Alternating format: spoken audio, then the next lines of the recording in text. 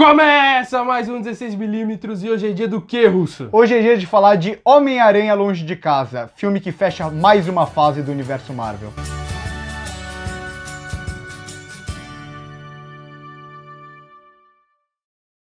Só antes de começar a falar sobre o filme, um recadinho rápido que é o podcast do 16mm, toda segunda-feira no Spotify ou em qualquer agregador, no seu agregador favorito, a gente comenta ali as notícias da semana, e tem um que é mais longo, que a gente conversa um pouco mais. Exatamente. Todo mês ali um especial. Passa lá pra conferir que tá bem legal. Peter Parker está em uma viagem de 2 semanas pela Europa ao lado de seus amigos de colégio, quando é surpreendido pela visita de Nick Fury, que o convoca para lutar ao lado de Mistério contra os Elementais. Eu acho que esse vídeo vai ser um pouco polêmico, né? Porque pelo que eu vi, muita gente tá gostando, boa parte da crítica tá gostando, o público eu acho que vai gostar também, porque ele é um filme muito divertido acima de tudo, né? Exatamente. Eu acho que a gente meio que concorda que ele tem muitos defeitos, mas como uma diversão, ele funciona bem ali, como uma diversão até mais familiar, e acho que dá pra dividir em um 2 em 1 esse filme, né? É o famoso, o filme é bom com ressalvas, né? E é bom reforçar também que esse vídeo, uma parte dele vai ter spoilers, né? Até pra gente fazer uma análise mais aprofundada. Então, a partir de certa minutagem, a gente avisa quando vai começar os spoilers. E aí, se você não assistiu, é só pular pro final, onde a gente dá os últimos recados. Mas se você já assistiu, pode continuar assistindo à vontade. Até porque esse filme é meio difícil você falar só sem spoilers, Exato. Né? Até porque quando se trata de universo Marvel, tudo é spoiler, tem um pouco disso. Mas tentando primeiro ir para essa parte sem spoilers, eu acho que nessa divisão 2 em 1, a gente poderia colocar de um lado um filme de super-herói, do outro uma aventura juvenil, né? Exatamente. E eu acho que essa aventura juvenil, pelo menos pra mim, foi a parte que funcionou muito melhor. É essa parte mais bobinha, eu acho que é onde encaixa melhor, até por causa do humor, né? Sim.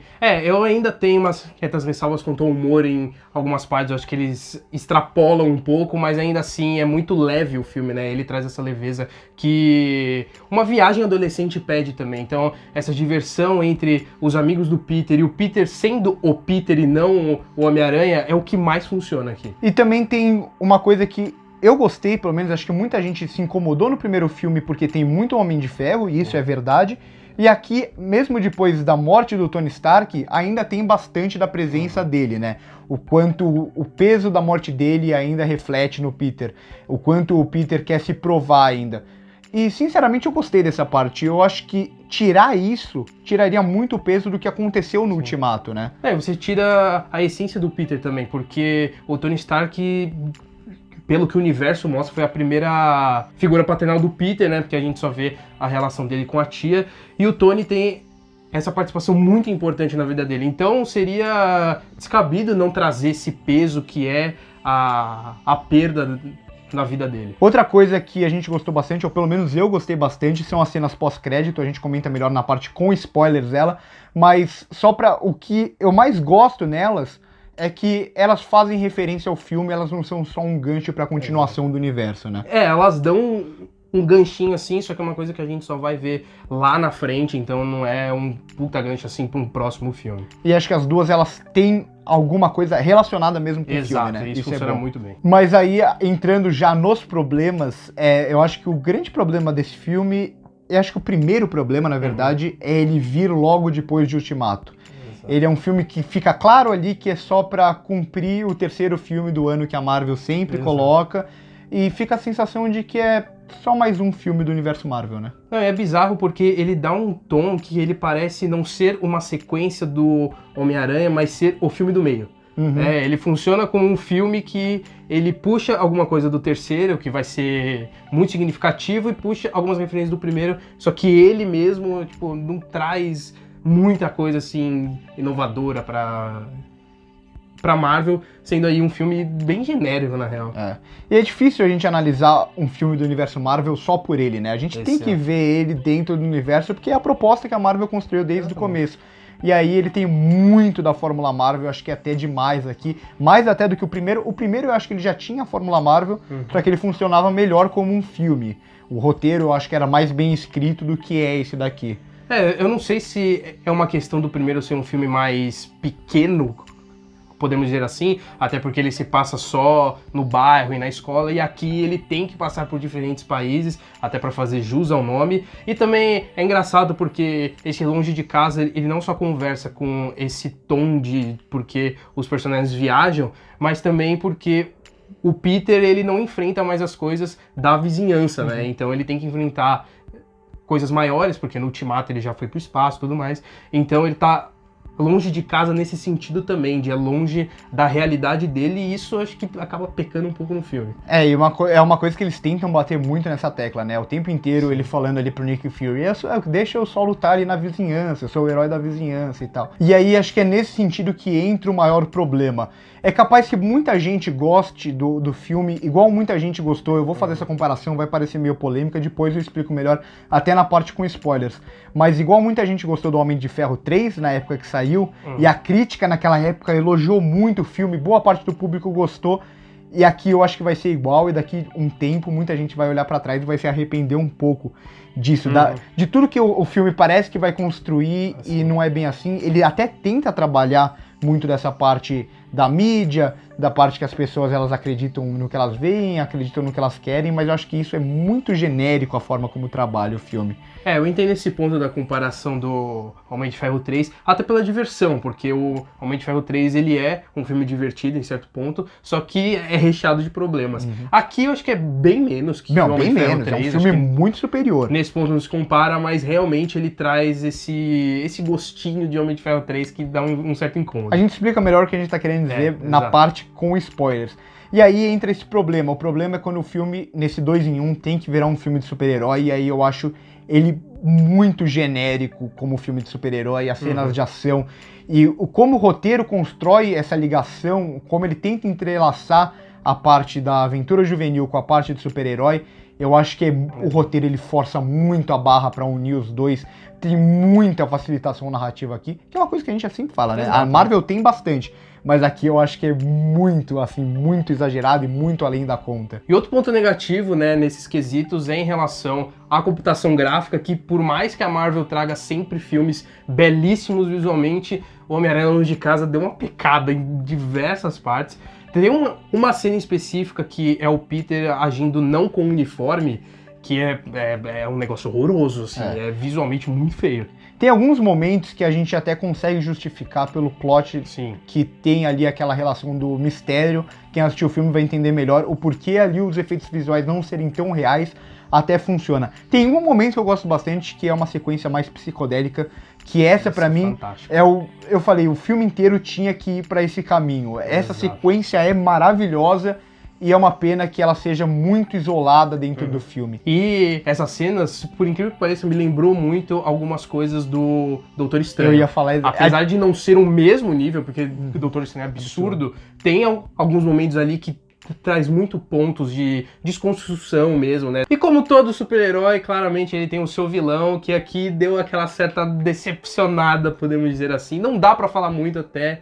porque vamos entrar em spoilers e a gente não quer isso pra vocês. Apesar de que era algo que todo mundo já sabia, mas ainda assim muita gente vai reclamar se a gente falar aqui, vão falar que é spoiler. E eu acho que muita gente vai gostar do vilão, hein?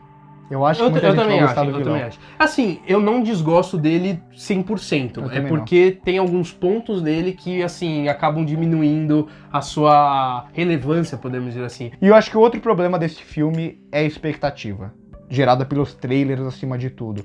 Eu acho que, como vem o Ultimato, eles falam como que a gente vai vender esse filme depois de Ultimato. E eles colocam algumas coisas nos trailers que a gente comenta melhor também com spoilers, mas acho que ele cria uma expectativa que ele em nenhum momento chega próximo daquela expectativa que ele criou. E entrando só um pouco nas atuações, eu acho que mais do que só as atuações também... os personagens, né? Porque acho que as atuações dentro dos filmes da Marvel vai muito do que o personagem, como ele é construído. Eu acho que o Tom Holland não precisa nem falar que ele, acho que é o Peter Parker perfeito, né? Exato. Ele tem tudo que o Peter Parker precisava. O timing cômico, aquela coisa mais infantil em alguns momentos, de aprender e tal. Não, e você sente também que ele gosta muito de fazer esse papel. Ele já declarou em entrevistas que é o sonho dele desde criança. Então, você percebe essa paixão que ele tem em viver o Homem-Aranha no cinema. O mistério já do Jake Gyllenhaal aí eu já não gostei muito, eu esperava muito mais. O Jake Gyllenhaal, acho que quem acompanha o canal, escuta os podcasts, sabe que eu adoro o Jake Gyllenhaal, eu sou sempre um cara, tipo uma bitch do Jake Gyllenhaal, mas esse papel, eu acho que não é nenhum problema dele, mas um problema Exato. de como ele é escrito. Eu acho que ele é a grande exposição do filme, né? Sim, ele é muito bem, assim, em atuação, o Jake Gyllenhaal, ele se entrega bastante, só que é isso, o personagem não ajuda muito. E acho que a terceira aqui é a Zendaya, que acho que ela ganha um pouco o protagonismo que era do Ned no primeiro filme, Exatamente. né? Ela tá muito mais próxima ali do Peter Parker, o Ned acaba entrando só mais como um alívio cômico. E eu gostei bastante da Zendaya nesse filme. E essa questão da troca, ela funciona assim, o roteiro ele consegue construir uma estratégia que faça com que o Ned e o Peter se afastem. E aí a Zendaya entra no jogo, e eu acho que ela arrasa muito, assim, porque ela tem umas nuances de atuação, é a menina que ela quer se manter arrogante, porque é a personalidade dela e ela sente que ela age socialmente assim, mas ela também tem um lado interno dela mais, podemos dizer, mais tímido. Então ela tem esse equilíbrio na face dela que eu achei muito bom. Eu acho que não é nem arrogância, ela meio que cria assim um escudo meio durona exato. Pra esconder as coisas que ela tem ali dentro dela. Sim, então, eu gostei muito da Zendaya, acho que ela é, talvez, no quesito atuação, ela é a melhor atuação do filme. Eu também acho. Então, só antes de entrar nos spoilers, vamos dar nota primeiro, né? Pra você que ainda não assistiu o filme, você vê a nota e aí você pode sair do vídeo tranquilamente. Começa dando a nota aqui. Bem, minha nota vai ser 7,5, pode parecer um tanto baixa, mas eu acho que por essa diversão, mas com muitas ressalvas, eu acredito que ele fica ali na sua média, podemos dizer assim. Eu acho que a sua foi até alta, pelo menos pra mim. Eu vou dar 6,5 e eu confesso que quando eu saí do cinema, minha nota era próxima de 5. Eu acho que com esse tempo passando, eu comecei a gostar um pouco mais do filme, porque teve muita coisa mesmo no filme que me incomodou bastante, apesar de eu me divertir com essa parte mais infantil, mais juvenil e tal. No geral, eu não gostei, principalmente de como o roteiro quer costurar as coisas, pra mim não funciona nem um pouco. Então agora você que não assistiu o filme, é melhor sair agora do vídeo e volta depois de assistir, porque a partir de agora vamos entrar nos spoilers. E podemos dizer que são bastantes, assim. Então, para você que assistiu, pode continuar, porque vamos comentar uma análise mais aprofundada, né? Eu acho que a gente pode até começar pelo final, pelas cenas pós-crédito, né? Que eu acho que as cenas pós-créditos, elas deixam um gosto mais doce do que o filme traria, né? Exatamente. Porque elas são tão boas que você acaba saindo do cinema feliz, mesmo eu não tendo gostado muito do filme. Quando eu saí, eu falei, legal, as cenas pós-créditos são muito boas. E eu gosto delas, principalmente da segunda, como... Durante o filme eu olhava pro Nick Fury e eu falava, nossa, ele tá meio estranho, né? O que tá acontecendo com o Nick Fury?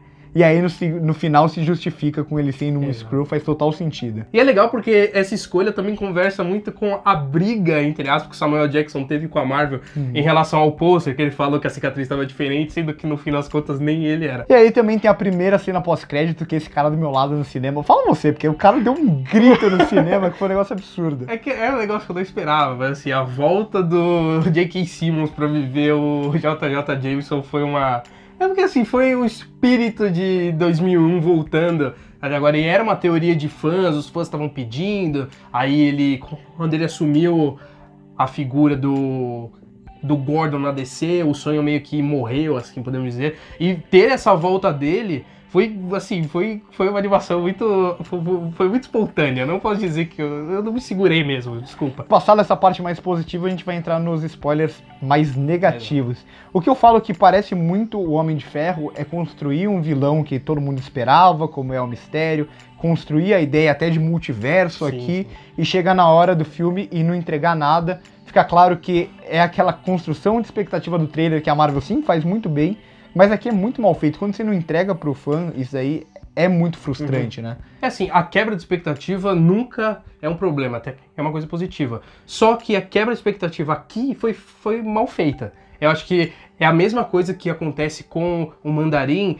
no sentido de ele se apresentar um personagem extremamente poderoso, mas quando você entende a intenção dele é uma coisa, cara, não.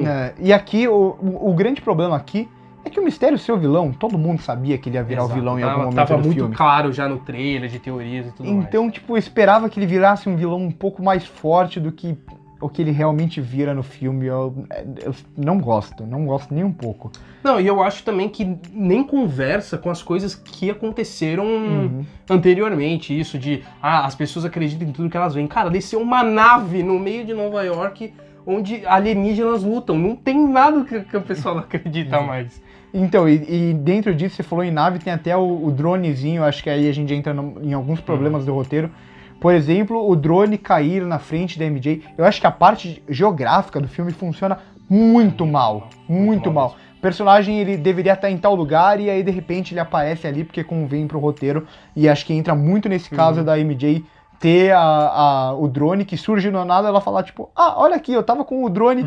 e aí, a partir disso, eles descobrem que o Mistério é um vilão. E acho que mesmo no plano do Mistério, se você pensar, ele só funcionaria se o Peter Parker desse o óculos pra ele. Então é tipo, é forçar muito a barra no plano do vilão. O plano do vilão tem que ser, acho que é algo mais bem arquitetado do que isso daí. Não, e a própria revelação dele, do grande plano pro público, que é aquela coisa que a gente comentou da cena do bar, que é aquela coisa horrorosa dele contar pra todo mundo da equipe o que eles fizeram, só que é só pra gente entender. E aqui acho que entra também um pouco da motivação dele, que é muito parecida também com o vilão do Homem de Ferro 3, o personagem do Guy Pearce lá na época, que é basicamente...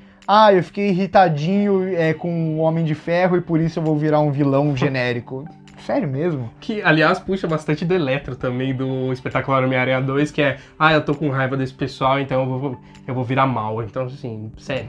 E a parte dos efeitos visuais que eu tava querendo dizer antes, na parte sem spoilers, que funciona, acho que aqui, é quando é tudo ilusionismo, né? Sim. Então, os efeitos especiais não serem 100% perfeitos, eu acho que até que funciona por ser tudo, na verdade, mesmo uma coisa criada. Então é uma criação criada dentro de um filme que é uma criação criada para o público. É o famoso aceitável, mas não é, né? Então é isso, se você gostou do vídeo, já deixa o seu like, se inscreve no canal se ainda não é inscrito, comenta o que você achou, se você gostou do filme, a gente pode ter um debate muito legal. Se você concorda com a gente, também comenta aí embaixo. E passa para conferir as outras redes sociais nossas, que estão todos os links aqui na descrição. A gente está produzindo conteúdo específico para o Twitter, específico para o Instagram, específico para o Facebook, e também tem o podcast. Então passa lá para conferir que tá tudo muito legal. Por hoje é só, é isso e corta.